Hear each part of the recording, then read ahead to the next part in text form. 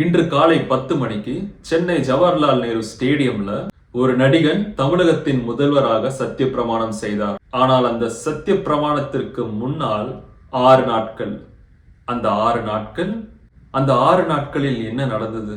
ஒரு அரசியல் த்ரில்லர், ஒரு அரசியலமைப்பு நெருக்கடி, ஒரு தேசிய கட்சியின் திடீர் தலைப்பு திருப்பம், ஒரு கள்ளக்கடிதம் சர்ச்சை, ரிசார்ட்ல வைக்கப்பட்ட எம்எல்ஏக்கள், இரவு 12 மணிக்கு கவர்னரை சந்திக்க சென்ற எம்எல்ஏ.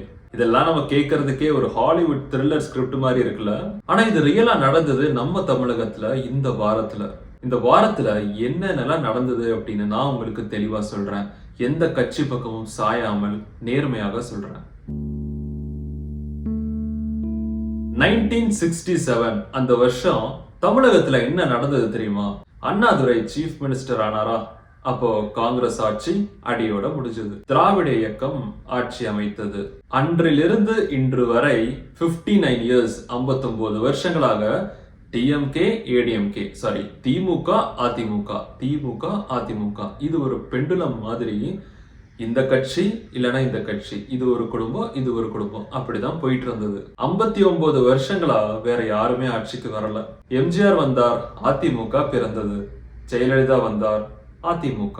திமுகவிற்கு கலைஞர் இருந்தாரு, அதுக்கப்புறம் முக ஸ்டாலின். 2026 மே 4ஆம் தேதி அந்த சர்க்கிள் பிரேக் ஆனது, கம்ப்ளீட்டா உடைந்தது. ஒரு புதிய கட்சி அவங்களுடைய முதல் தேர்தலே 108 சீட்டு வாங்கினாங்க. இது தமிழ்நாடு வரலாற்றிலேயே ஒரு பெரிய சேஞ்ச். இன்று நான் உங்களுக்கு சொல்ல போவது என்னவென்றால், இன்று நடந்தது வரலாற்றிலேயே ஒரு பெரிய திருப்புமுனை.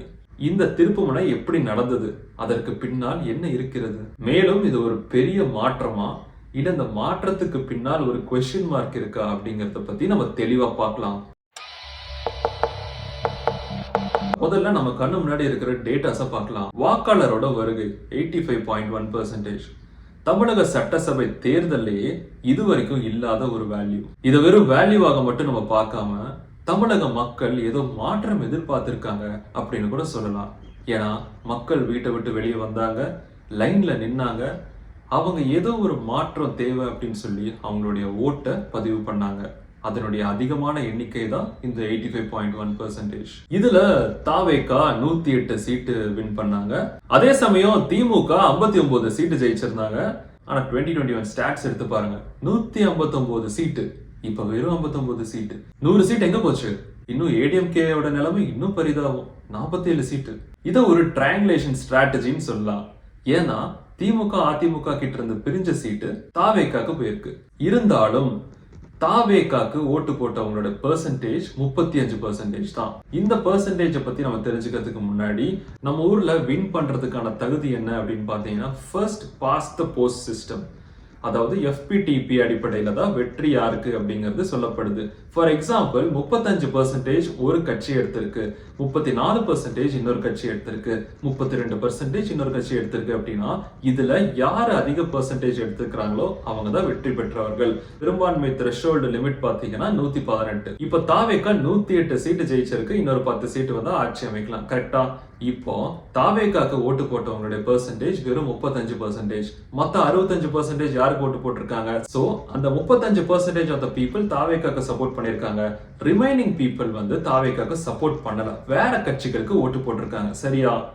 அதனால தாவேகா இப்ப ஜெயிச்சிருந்தாலும் அவங்க ஆட்சியில இந்த 5 வருஷமும் maximum majority of the people நமக்கு ஓட்டு போடல, வேற 2 கட்சிகளுக்கோ இல்ல வேற சில கட்சிகளுக்கு ஓட்டு போட்டிருக்காங்க அப்படிங்கறத மனசுல வச்சு அந்த 5 வருஷம் ஆட்சியை வந்து அவங்க கரெக்டா நடத்தணும்.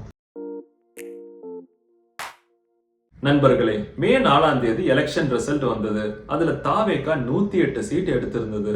பெரும்பான்மை லிமிட்டை டச் பண்றதுக்கு 10 சீட்டு கம்மியா இருந்தது. கரெக்டா? ஆனா அந்த 10 சீட்டு வாங்குறதுக்குள்ள எவ்வளவு எபிசோட்ஸ் நடந்தது. மே 4ஆம் தேதி இரவே தாவேகாவோட எம்எல்ஏக்கள் எங்க இருந்தாங்க தெரியுமா? மகாபலிபுரம்ல 4 பாயிண்ட்ஸ் பை ஷெரட்டன் ஹோட்டல்ல. எதுக்காக? அதிமுகவோட எம்எல்ஏக்களை புதுச்சேரியில ஒரு ரிசார்ட்ல வச்சிருந்தாங்க அப்படின்னு சொல்லி நியூஸ் எல்லாம் நமக்கு வந்தது. நம்ம நியூஸ் இந்த வதந்திக்குள்ள போக வேண்டாம், பட் ரிசார்ட் பாலிடிக்ஸ் நடக்குது இல்லையா? இந்த 3 கட்சிகளும் அவங்களுடைய எம்எல்ஏக்களை வெவ்வேறு ரிசார்ட்ல வச்சுட்டு தலைவர்கள் மட்டும் சென்னையில பேச்சுவார்த்தை நடத்தினாங்க. இது டெமோக்ரஸி, இதுதான் இந்தியன் டெமோக்ரஸி. தாவேகா தான் சிங்கிள் லார்ஜஸ்ட் பார்ட்டி. இயல்பாக கவர்னர் அவங்கள தான் முதல்ல அழைச்சு பேசணும். ஆனா அதுக்கு பதிலாக நம்ம கவர்னர் ராஜேந்திர விஸ்வநாத் அர்லேக்கர் ஒரு நிபந்தனை ஒண்ணு வச்சாரு. அது என்ன தெரியுமா? 118 எம்எல்ஏக்களோட சப்போர்ட் லெட்டரை எனக்கு கொண்டு வந்து காமிங்க அப்படிங்கிற நிபந்தனை. இது கான்ஸ்டிடியூஷனலி லீகலா அப்படின்னு கேட்டீங்கன்னா, பொலிட்டிக்கல் அனாலிஸ்ட் ஆர் கண்ணன் என்ன சொல்லியிருக்காரு அப்படின்னா, கவர்னருக்கு அந்த உரிமை இருக்குது, கவர்னருக்கு அந்த கான்ஸ்டிடியூஷனல் ரைட் இருக்கு. ஒரு ஸ்டேபிள் கவர்மெண்ட்டை உருவாக்கணும் அப்படின்னா நீங்க மெஜாரிட்டியை காமிங்க அப்படின்னு அவர் கேட்கலாம் அப்படின்னு அவர் சொல்லியிருக்காரு. ஆனா அது அவசியம் இல்லை. தாவேகாக்கு 15 நாள் 30 நாள் ஏன் 60 நாள் கூட அவங்க வந்து அவகாசம் கொடுக்கலாம். அதுக்குள்ள அவங்க மெஜாரிட்டியை காமிச்சா போதும். பட் சப்போஸ் யாராவது சுப்ரீம் கோர்ட் போனாங்க அப்படின்னா அங்க டாபிக்கே கம்ப்ளீட்லி வேற. 24 hours ஆட்சி அமைக்கணும் அப்படின்னு சொல்லி கர்நாடகாவில் 2018 நடந்த எலெக்ஷனோட ரிசல்ட் நமக்கு நல்லாவே தெரியும். சுப்ரீம் கோர்ட் வந்து 24 மணி நேரத்தில் ஆட்சி அமைக்கணும் அப்படின்னு சொன்னாங்கன்னா அது ரிஸ்க். ஒருவேளை அமைக்க முடியல அப்படின்னா கவர்னர் ஆட்சி உள்ள வரும். இந்த டிபேட் ஒரு பக்கம் போயிட்டு இருக்கிற நேரத்துல இந்த பக்கம் கவர்னர் என்ன பண்ணாரு அப்படின்னா, கவர்னர் விஜய்க்கு கொடுத்திருந்த கான்வாய் செக்யூரிட்டிய திரும்பி வாங்கிட்டாரு. ஒரு சீஃப் மினிஸ்டர் ஆக போற ஒருத்தருக்கு கொடுத்த கான்வாய திரும்பி பெறது அப்படிங்கிறது பாத்தீங்கன்னா ஒரு பொலிட்டிக்கல் மெசேஜா இங்க தெரியுது. உங்களுக்கு இன்னும் மெஜாரிட்டி கிடைக்கல அப்படின்னு அர்த்தம். இப்படி செஞ்சதுனால தாவேகாவோட அலுவலகத்துல ஒரு அதிர்ச்சி, எம்எல்ஏக்கள் கன்ஃபியூஸ் ஆயிருக்காங்க. சோசியல் மீடியால ஒரே வெறுப்பு, சோசியல் மீடியால பயங்கரமான டிபேட் போயிட்டு இருந்தது. கள்ளக்கடிதம் சர்ச்சை. மே 7ஆம் தேதி இரவு தாவேகால இருந்து கவர்னரை போய் ஒரு லெட்டர் எடுத்துட்டு போய் சந்திச்சிருக்காங்க. அந்த லெட்டர் ஏஎம்எம்கே கட்சியோட மன்னார்குடி எம்எல்ஏ எஸ் காமராஜ் அவரு தாவேகாக்கு சப்போர்ட் பண்றாரு. ஆனா ஏஎம்எம்கேயோட தலைவர் அதை என்ன சொல்லியிருக்காருன்னா, காமராஜ் அங்க போய் சப்போர்ட் பண்ணவே இல்லை, இது ஏதோ ஹார்ஸ் ட்ரேடிங் நடந்திருக்கு அப்படின்னு சொல்றாரு.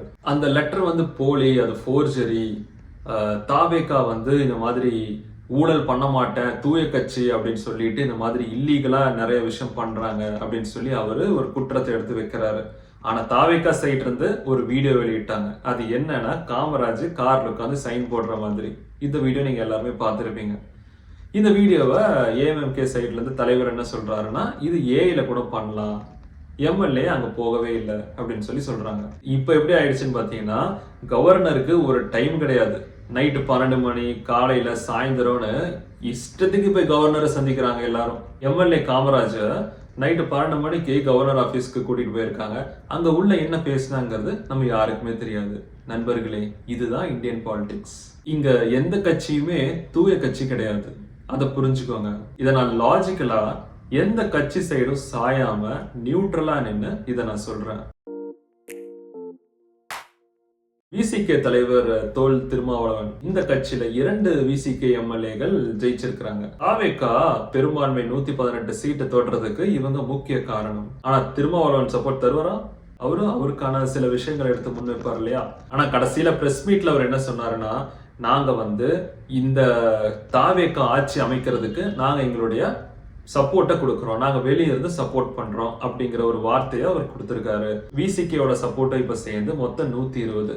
அதாவது த்ரெஷோல்ட் லிமிட் பாத்தீங்கன்னா 118. ஐ மீன் பெரும்பான்மை வந்து 118. இப்போ மார்ஜின் பாத்தீங்கன்னா 2, மொத்தம் 120 இருக்கு இல்லையா? இந்த 2 மார்ஜின்ங்கிறது ரொம்ப வீக்கஸ்டாக தான் பார்க்கப்படுது. ஏன் அப்படின்னா, ஆட்சி அமைச்சதுக்கு அப்புறம் இதில் யாராவது ஒருத்தர் திரும்பி நின்னா கூட இது பெரிய பிரச்சனையாகும்ல. இந்த ஃப்ரெஜிலிட்டியை வந்து தாவேகா புரிந்து கொள்வது ரொம்பவே முக்கியம். இப்போ ஒரு இம்பார்ட்டன்டான சாப்டருக்கு வந்திருக்கோம். காங்கிரஸ் இந்த தாவேகாவோட ஆட்சி அமைப்புல என்ன பண்ணிருக்கு?